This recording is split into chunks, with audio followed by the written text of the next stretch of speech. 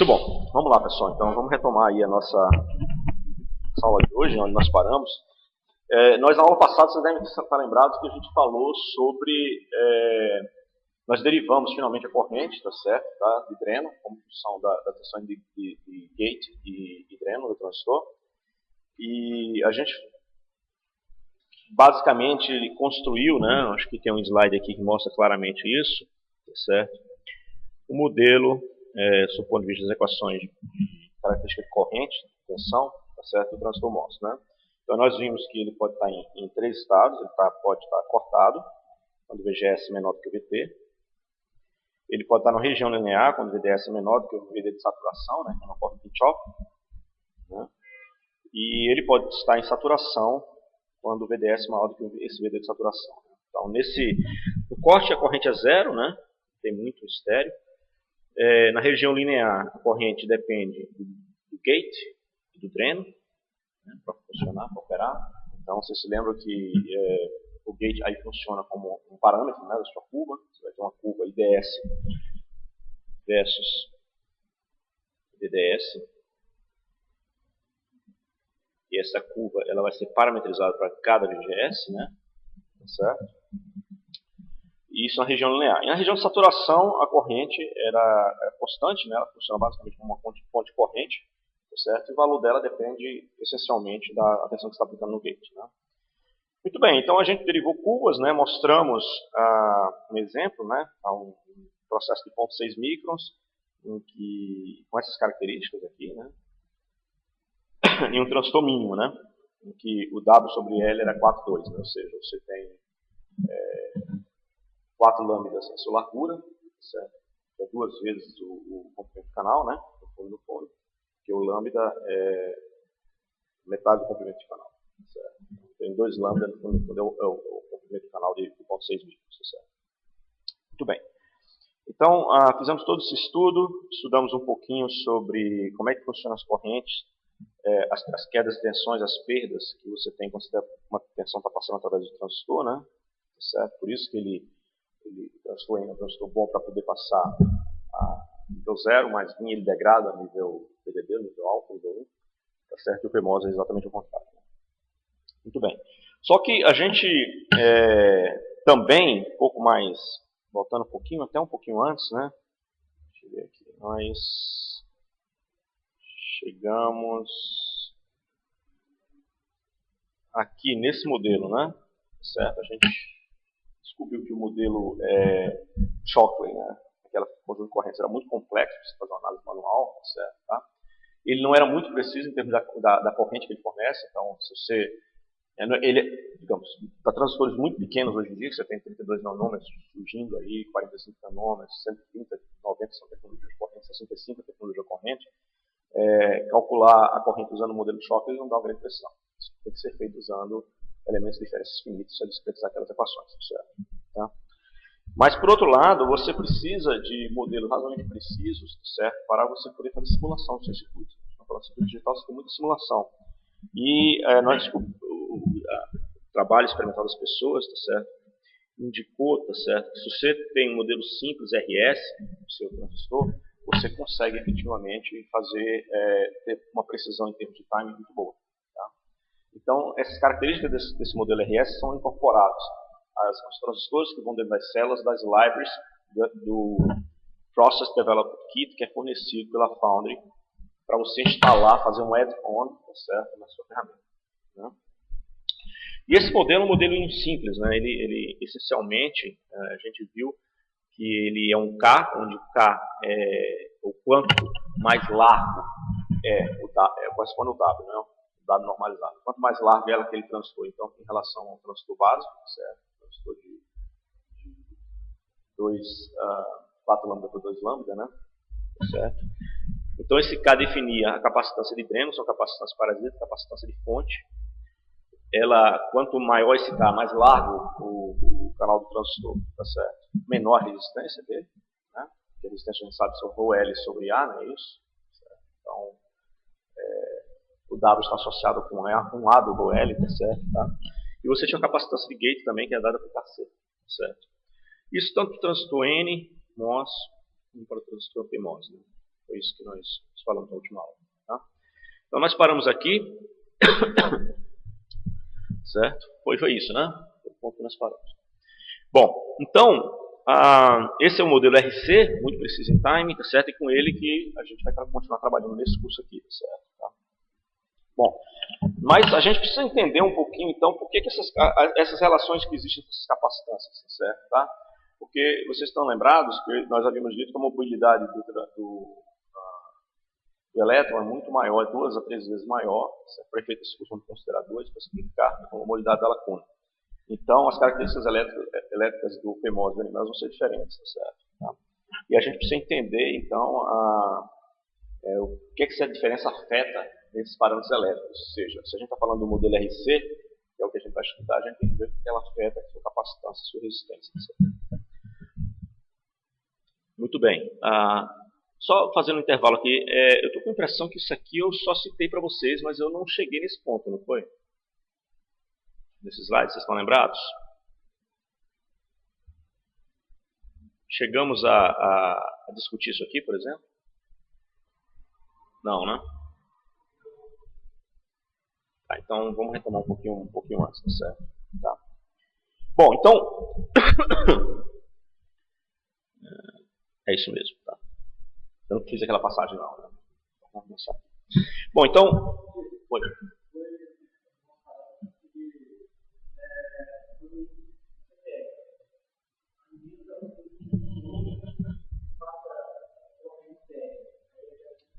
Tá. Tudo bem.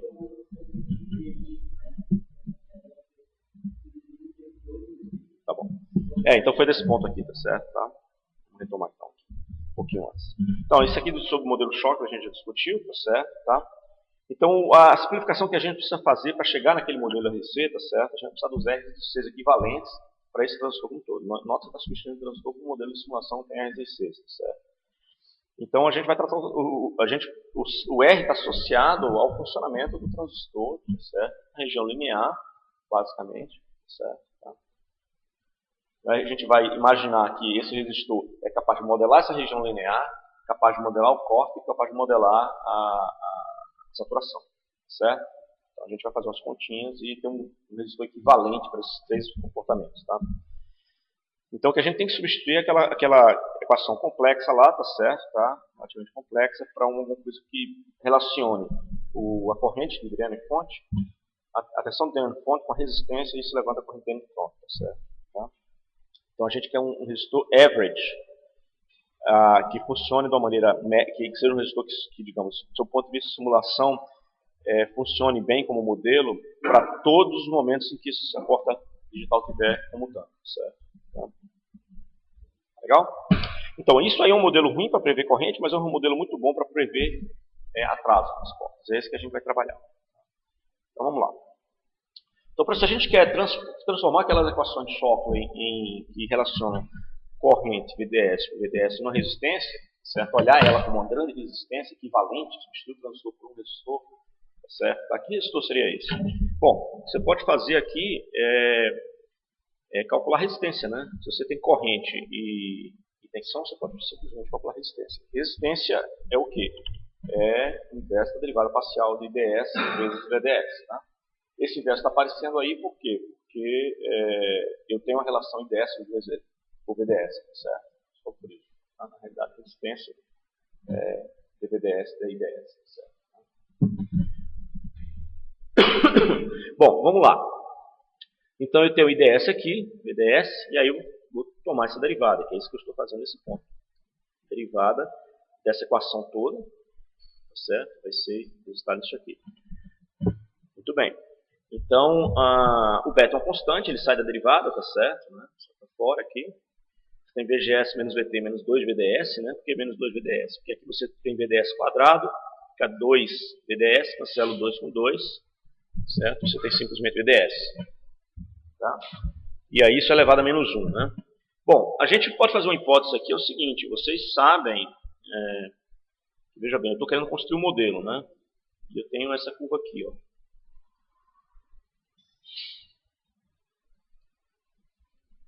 VDS. A curva é uma coisa assim. Uma parábola aqui, é isso? Certo? Então, se eu quero construir um modelo de resistência para isso aí, tá certo? Eu tenho que fazer algumas aproximações, né? Tá certo?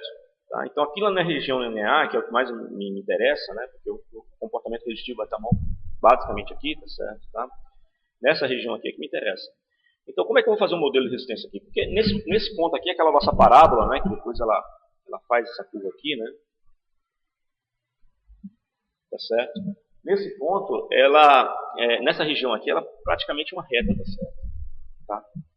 E você pode conseguir essa aproximação assumindo que esse VDS que você está trabalhando aqui é muito pequeno, que ele é aproximadamente zero, tá certo?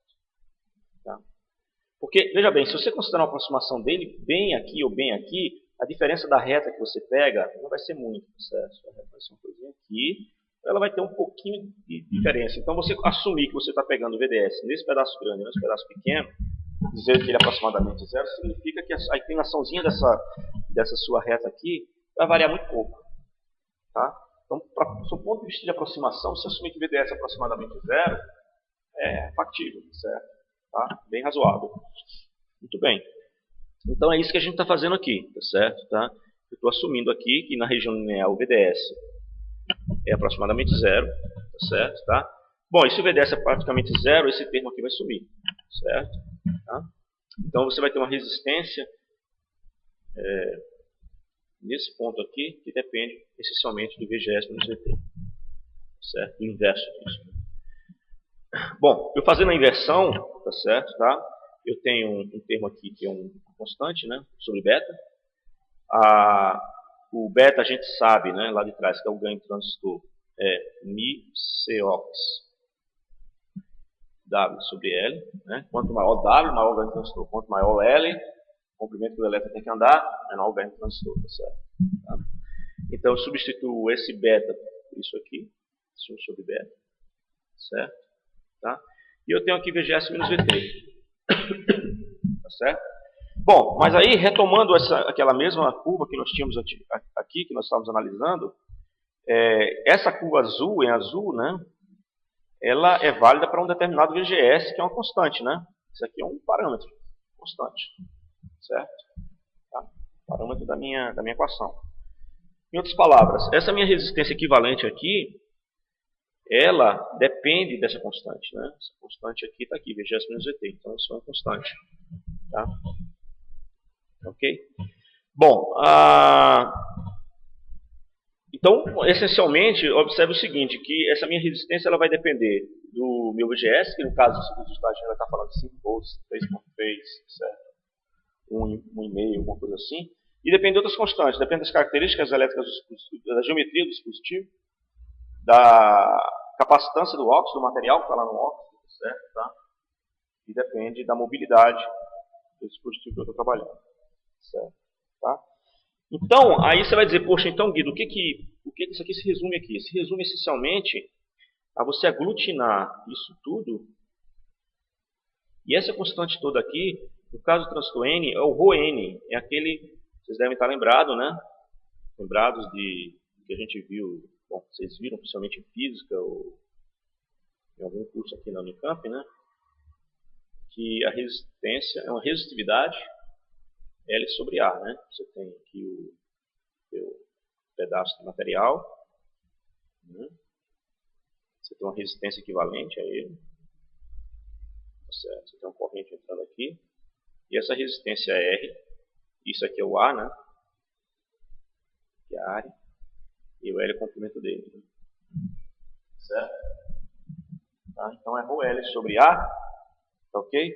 Então, será que a gente consegue, sabendo que essa equação de resistência derivar uma equivalente? Dá para fazer sim, por quê? Porque isso aqui é o ρ, ó. Isso é constante. A resistividade desse resistor equivalente depende da geometria, né? Eu estou separando, tudo bem, mas depende de uma resistividade. Essa resistividade depende da tensão de gate, depende da mobilidade do portador do semicondutor que está trabalhando e do óxido. Pronto. Então, se eu coloco isso aqui como sendo ρN, vamos dizer que a gente está trabalhando agora com transistor N, eu vou ter que essa resistência N vai ser esse ρN que eu juntei em ρN aqui, né? Vezes WN LN sobre WN. Tá?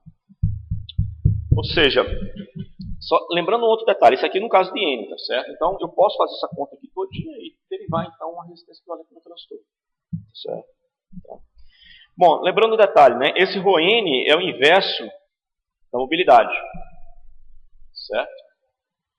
E se a gente fizer a mesma coisa para o transtor P, a gente vai ver que ele depende de um ρP, que é o inverso da mobilidade da lacuna. Certo? Só que a mobilidade da lacuna é a mobilidade do elétron sobre 2. Certo? Bom, se ele é a mobilidade do elétron sobre 2, então o que você vai ter é que ρP, eu posso reescrever ρP dessa forma, ela vai ser, vai aparecer então aqui embaixo, né? Se a gente está falando que depende aqui da mobilidade. Se eu substituir μn sobre 2 aqui, nesse ponto aqui, certo? O que vai acontecer é que esse 2 vai subir, tá certo? Tá? Vai subir aqui, né? E aí eu vou ter essa equação aqui vai ficar 2 ρn sobre LP, né? Isso aqui devia ser P. Estou assumindo que é o mesmo, certo? Tá? Os L's, sobre WP. Certo? Ou se LP é a mesma coisa que o LN, vamos manter o LN então. Pronto. Então, a questão importante aqui é o seguinte, olha para essas duas equações, olha para essa e essa equação aqui, essas duas, ó. Essa aqui e essa aqui. O que isso aqui está me dizendo é o seguinte, que a única diferença dessa equação para a outra, tá certo? Assumindo que os W sejam o mesmo, é que a resistência equivalente do transtor P vai ser 2 vezes maior. E ela é 2 vezes maior, mesmo para o mesmo L e o mesmo W, por quê? Porque o portador de compasso tem que passar usando lacuna. As lacunas são 2 vezes mais extensas, certo? Tá? Ok? Bom, então o resumo da ópera aí é o seguinte. Bom, se Rn é isso aqui, certo? E Rp é 2Rn. Note que aqui eu estou considerando Ws diferentes agora, certo? Assumindo que os Ls são os mesmos. Se isso aí é verdade, então essa equação daqui vai ser ρn, Wn sobre vezes Ln, e essa outra equação aqui vai ser o quê? Ln, Wp, né? Tá certo? Tá? E, bom, isso aqui, essa conclusão a gente já tirou, tá certo? Tá? Então, se os Ws forem iguais, tá? Se os Ws forem iguais, a resistência do N é 2 vezes menor, né? Aonde?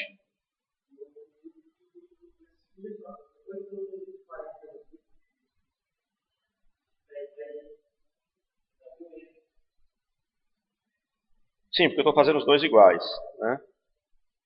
Aqui tem uma continha errada, isso aqui devia ser isso aqui, ó. 2 sobre 2. Tá? Rn... exatamente. Se eu dividir isso aqui por isso, esse 2 vai para baixo. Certo? Ok? Então tá errado esse slidezinho, eu vou corrigir ele depois. Certo? Então, a resistência do N é 2 vezes menor que a resistência do P. Muito bem. Bom, agora vamos fazer o seguinte, isso eu coloquei os dois Ws iguais, certo? Tá? Agora vamos supor que eu tenho flexibilidade de mexer na geometria do WP, tá certo? Tá? Então, notem que aqui, olha, o Wn é esse, e o WP é esse aqui, ó. Os dois tinham a mesma largura. Agora não, eu estou fazendo o Wn, tá aqui, eu estou fazendo o WP, 2 vezes Wn, certo? Bom, em fazendo isso aí, o que vai ocorrer? Eu vou substituir esse WP por 2Wn, eu vou cancelar esse 2, e eu vou ter a mesma resistência do P igual ao P. Note que as resistências equivalentes dos transistores vão fazer com que os tempos de subida dele são diferentes, né?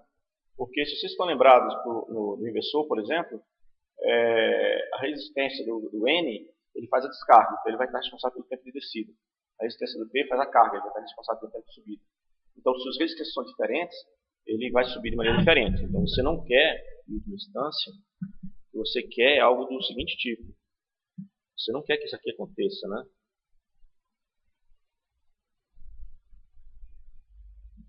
Certo?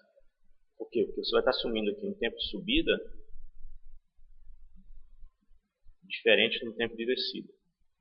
o que você quer é que ele tenha um comportamento uniforme, né? Ou seja, se ele faça isso, ele cai assim.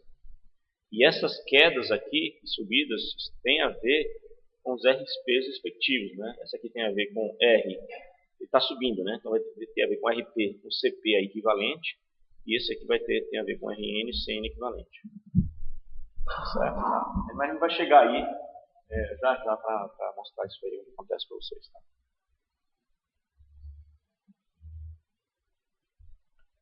Tá ok? Alguma dúvida até aqui? Bom, agora a gente cai no nosso CRC Model, certo? Tá? Então vamos falar dele aqui um pouquinho. Tá certo? Então você tem o modelo equivalente então, que você vai ter para o seu transistor, certo? Tá? Vai ser uma chave ideal, essa chave aqui, certo? Mais uma capacitância, tá certo? E uma resistência de ligado, tá certo? De onda, né? Então, a gente assumiu então que a nossa referência básica vai ser o transistor unitário. Tá? Só recapitulando, o transistor unitário tem o quê? 2 lambda de canal, lambda o L sobre 2, né? Então vai ser 0,6, e a largura dele vai ser 2 vezes 0,6, 1,2, tá?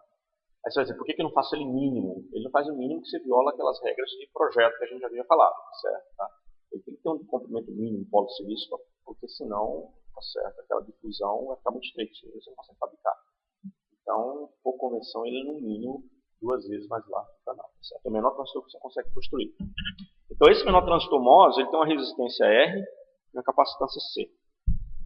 Tá certo? É o transistor unitário que eu chamo. E o transistor PMOS unitário, tá certo? Ele também vai ser L 2 vezes o L, né? W. Só que esse transistor aqui, ele vai ter 2 vezes a resistência do transistor unitário NMOS. Certo? Ok? Ele tem a mesma capacitância. Tá? Porque ele tem geometricamente a mesma estrutura. Certo? Bom, então, como é que a gente modela esse transistor? A gente viu que tinha capacitância de dreno e fonte, vimos isso na última aula, né? De gate. Essas capacitâncias estão aqui representadas, certo? Então, C básico, né? Que a gente viu que elas tinham exatamente o mesmo valor, aproximadamente, né? Para o processo de fabricação. E essa capacitância vai ter multiplicado um K, onde esse K é o quê? É o quanto maior, tá certo? Tá? Quanto mais largo no fundo, tá certo? É o meu transistor, porque a largura do canal está associada à largura da difusão do capacitor também, certo? Tá? Então esse K vai influenciar as 3 capacitâncias. E ele vai influenciar, no sentido de reduzir, a resistência equivalente que a gente acabou de derivar, o RN. Porque quanto maior o K, mais largo o transistor, menor essa resistência. A gente viu isso aí naquela equação, certo? E, bom, fazendo a mesma coisa, né, já que tem a mesma estrutura no PMOS, o PMOS então vai ter uma capacitância KC, certo? De fonte, dreno e gate, certo? E uma resistência, qual vai ser a resistência dele? A resistência dele é a resistência do NMOS, que é R, vezes 2, por causa da questão da mobilidade. Então é 2R, tá certo? E dividida pelo K, justamente porque se você fizer um transistor PMOS K vezes mais largo, certo? Ele vai ter uma resistência de K. Então, isso aqui de cara já sugere o quê? Se você quer fazer o transistor NMOS igual ao transistor PMOS, do ponto de vista de características elétricas, o que é que você tem que fazer com o K do PMOS? Aumentar a largura dele. Tá certo? Tá? Bom, vamos lá. O que é que vai acontecer com essa capacitância? Tá certo? Tá? Vamos ver a capacitância de gate, tá certo? Tá? É mais importante aqui. A capacitância de gate é COX-WNL, certo? Essa capacitância de gate do transistor N eu estou chamando de C, para simplificar. E a capacitância CP vai ser o quê? Eu agora vou ter o meu WP 2 vezes WN. Tá certo? Então esse 2 vai sair aqui fora, né? E aí eu vou ter minha capacitância de gate do transistor P 2 vezes a capacitância do NMOS. Tá certo? Alguma dúvida? Tá? A gente viu que esse C daí é mais ou menos... Isso aqui são valores, né? Para a gente ter uma ordem de grandeza, mais ou menos, esse C. Esses Cs aqui são é uma capacitância por comprimento, né? Porque a gente está normalizando ela em relação à largura do transistor, certo? Tá? Então elas têm mais ou menos o mesmo valor, CG, CS, CD, que é mais ou menos 2 femtofarad por micro, certo? Tá? É um valor mais ou menos similar em vários processos, tá certo? Tá? Fabricação. A resistência no processo 0,6 micrômetros, tá certo? Vai ser 6 kΩ por micro, vezes micro, tá certo? E obviamente isso aí vai melhorar com canais mais curtos, né? Certo? Canais mais curtos, esse lembra, ele vai fazer. Você lembra que a resistência lá atrás era até multiplicada por L sobre W, né? Então, canais mais curtos vai ficar o L menor, consequentemente esse R vai cair também. Tá? Então, esses transistores unitários que a gente está falando se refere ao dispositivo mínimo, né? Certo? De 4 por 2 lambda, certo? Você podia assumir qualquer modelo de transistor unitário, certo? Desde que você fizesse todas as suas simulações elétricas em relação a ele. Você podia usar qualquer coisa para fazer referência, certo? É só normalização, ok? Você poderia ter assumido um dispositivo de 1 micro, certo? Tá? Mas isso aí não importa, tá legal? Desde que você seja consistente, certo? Esse modelo. No caso desse curso aqui, a gente está pegando então o transistor mínimo, 4 por 2. Ok?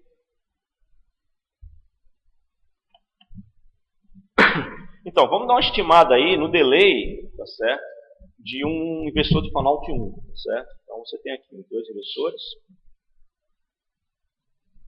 Qual vai ser o delay dele, né? Então, só relembrando, eu estou colocando esses dois aqui para dizer que esse transistor de PMOS é 2 vezes maior do que o transistor em MOS, o mesmo vale para isso aqui, certo? Porque eles têm um tempo de subida e descida iguais, né? Então, o que a gente vai fazer agora é substituir cada um desses transistores para o seu modelo RC, certo? Para estimar essas capacitâncias e resistências, certo? Bom, então substituindo primeiro esse transistor aqui de baixo, né, nós vamos ter essa parte aqui. Substituir esse transistor PMOS, nós vamos ter essa outra, ok? Né? E isso aí por enquanto, e eu tenho também o que? Olhando agora esse fio aqui, porque esse transistor está ligado nesse fio, né, no próximo estágio, observe que isso aqui tudinho, tá certo? É somente um modelo de um transistor, o primeiro transistor, o transistor A. Está ligado na entrada A. Tá? Então eu tenho aqui também capacitâncias que eu estou vendo nessa saída Y. Certo? São duas. É a capacitância de gate do PMOS. Como ele tem de largura 2, vai ter uma capacitância 2C. E a capacitância de gate do NMOS. Tá certo? E como ele tem largura 1, vai ter capacitância C. Aqui em cima, nesse transistor PMOS, eu tenho 2C, porque é 2 vezes mais largo o meu transistor. Certo? Tá? De capacitância de fonte. Aqui eu vou ter minha capacitância de dreno, 2C. Tá? E a de baixo é um C só, somente um C, porque eu tenho um transistor limitado. Tá? Bom, muito bem. Então, vamos adicionar agora o próximo transistor. Né? Então, vamos chamar esse aqui de transistor XY, R e S. Esse aqui é o transistor R. Agora vamos colocar o transistor S. Tá? Então, tá aí o transistor S. Tá certo? Tá? Bom, a gente não vai colocar o transistor S porque é uma repetição do que a gente estava falando. Tá certo? Desculpa, mas eu achei que a gente ia colocar, mas não. É uma repetição do que a gente está falando. Então, a gente vai se preocupar apenas e somente com esse modelo aqui. Ó. Porque o restante para frente, aqui para frente, é exatamente a mesma coisa que a gente estava discutindo. Certo? Tá? Pelo estéreo. Tá? Então, o que é importante é você ver, ó, é isso aqui, ó, o inversor. É você olhar o inversor com a carga, certo? Por enquanto, essa carga é só um outro gate. Pode ser uma carga comum, pode ser uma capacitância, certo? Não vai mudar absolutamente nada. Tá? Então, fazendo isso aí e fazendo essas nossas continhas aqui e assumindo, vamos assumir aqui que a gente está olhando somente essa situação aqui, ó, certo? Do NMOS fechado, imaginando que tem um na entrada, o que é que eu vou ter? Eu vou ter então, se o NMOS está fechado, essa chave estando aqui aberta, o PMOS, então eu só tenho que olhar para esses R's e esses C's aqui que estão marcados, tá certo? Mais nada. Então vamos ver. essa capacitância aqui está pendurada essa capacitância aqui está pendurada no VDD, certo? Lembrar que isso tem um escopemostra, certo? Tá? Ok? Né? Polarizada reversamente, ela tem que estar polarizada reversamente lá. Essa outra capacitância está pendurada no VDD também, certo? Porque é o transtopemose, ela está pendurada lá em cima, né? Certo? Tá? No estágio seguinte, essa é a capacitância do estágio seguinte, essa aqui é desse estágio. Nós temos uma resistência, certo? Tá? Essa capacitância daqui some, né? Porque ela está aterrada. No fundo. Certo? E essa capacitância daqui está em paralelo com essa, né? Vou botar aqui em paralelo com essa. Certo? Pronto, está aí o nosso modelinho RC do nosso dispositivo.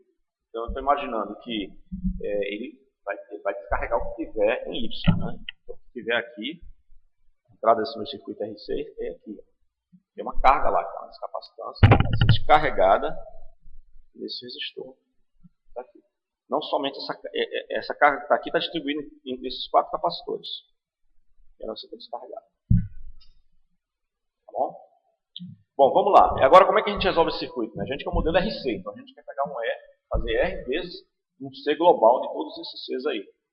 Certo? Tá? Que C global seria isso? Então, isso aí remete a gente para uma coisa que vocês viram muito nos circuitos elétricos, tá certo? Aqueles que vocês não viram pela primeira vez. Uma coisa chamada efeito Miller. Tá? Quantos de vocês não viram isso? Tá bom, tá legal. Vamos lá. A gente fala aqui o que efeito é esse. Porque, vamos notar aqui, ó. Normalmente o circuito que eu quero é esse aqui, ó. Quero um circuito assim. Desculpa.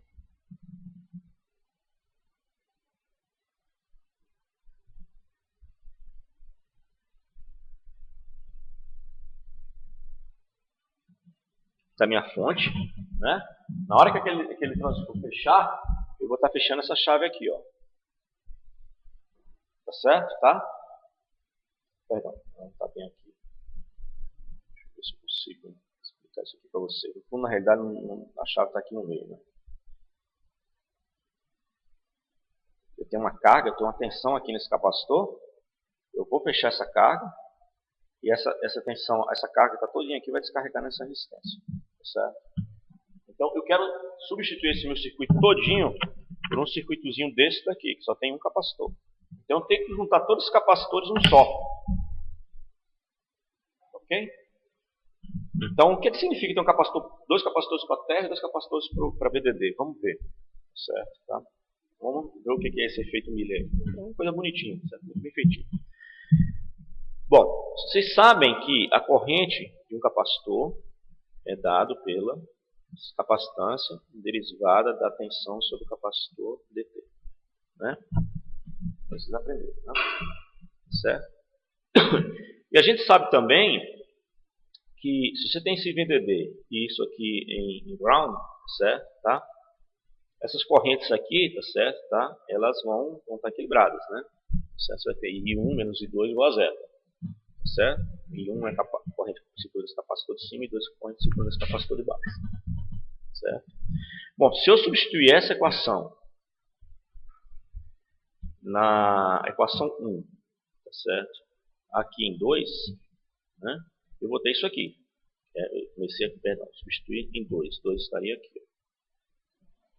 Substituindo 1 em 2, a gente vai ter CdV1 dt menos C2 dV2 dt igual a 0. Tá? Bom, eu vou mudar a nomenclatura ligeiramente. Eu vou dizer que isso aqui é VO, tá certo? De output, tá? Então, eu vou chamar o V2, ó. Isso aqui é o V2 de VO, tensão daqui para cá, né? Só mudando o nome dela. V2 chamando VO. Consequentemente, quem vai ser V1? V1 vai ser tudo isso, né? VDD menos esse pedacinho aqui que é VO. Então, V1 vai ser VDD menos VO. Então, agora eu só tenho uma variável. Não tenho mais V1, V2. Eu só tenho VO. Certo? Muito bem. Então, eu vou substituir V1 por VDD menos VO e V2 por VO. Eu fiz isso aqui nessa equação 3 aqui, ó. Nessa equação 3 eu estou fazendo essas substituições. Certo? Muito bem, então vamos reescrever isso aqui. Tirando essa derivada aqui, vai sumir o VDD, não é isso? Certo? Vai ficar menos C1 dVOdt menos C2 dVOdt igual a zero. Eu posso colocar o C1 e C2 em evidência, tá certo? dVOdt. O sinal menos ele some, né? Só multiplicar menos pelos dois lados, tá certo? Essa igualdade. E aí eu tenho um CL, isso aqui é L, de load, tá certo? Eu tenho um CL equivalente dVOdt, certo? Em outras palavras, igual a zero. O que isso aqui está me dizendo? Isso aqui está me dizendo que eu tenho, ó, essa equação daqui, tá certo? Tá? Essa equação daqui tem a ver com essa daqui, tá certo? Tá?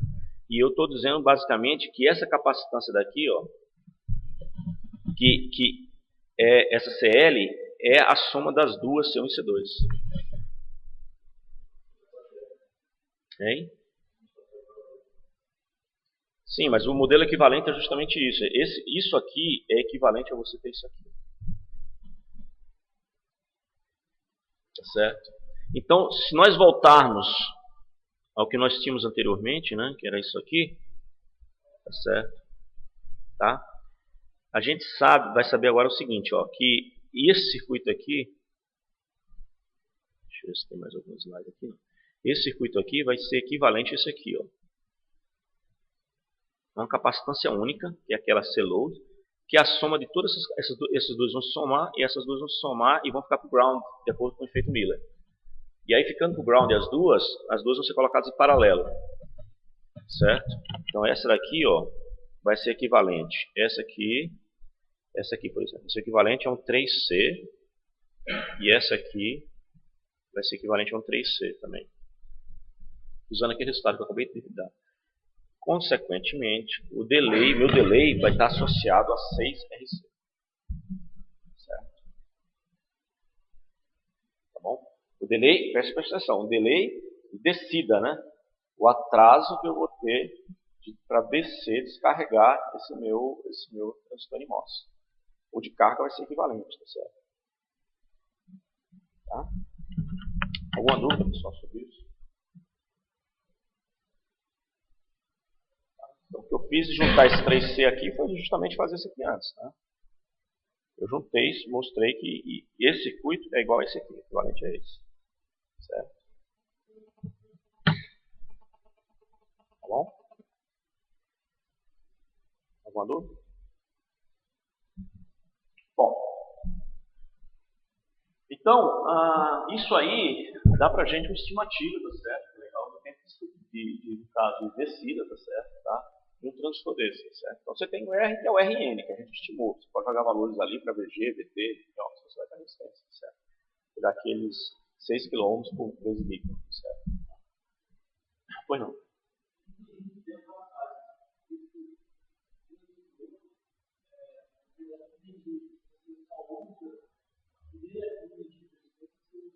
Eu só usei o primeiro. Não, só o primeiro.